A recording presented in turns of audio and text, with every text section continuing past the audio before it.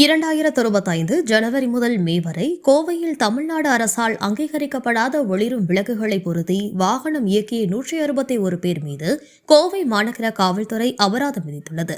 மாநகரில் அங்கீகரிக்கப்படாத ஒளிரும் விளக்குகளை பொறுத்து இயக்கப்படும் வாகனங்கள் தணிக்கை செய்யும் போது சிக்கினால் அவை பறிமுதல் செய்யப்படக்கூட வாய்ப்புள்ளது எனவும் போலீசார் எச்சரிக்கை விடுத்துள்ளனர். இதுகுறித்து கோவை மாநகர போலீசார் மே 28 வெளியிட்டுள்ள செய்திக்குறிப்பில், கோவை மாநகரில் வாகன விபத்துகள் மற்றும் அதனால் ஏற்படும் உயிரிழப்புகளை தடுக்கும் பொருட்டு மாநகர போலீசார் பல்வேறு நடவடிக்கைகளை எடுத்து வருகின்றனர்.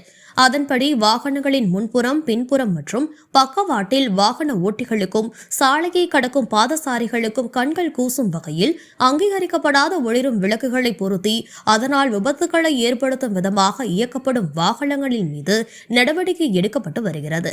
இவ்வாறு நடப்பாண்டில் ஜனவரி மாதம் முதல் ஏப்ரல் மாதம் இறுதி வரை 65 நபர்கள் மீது அபராதம் விதிக்கப்பட்டுள்ளது.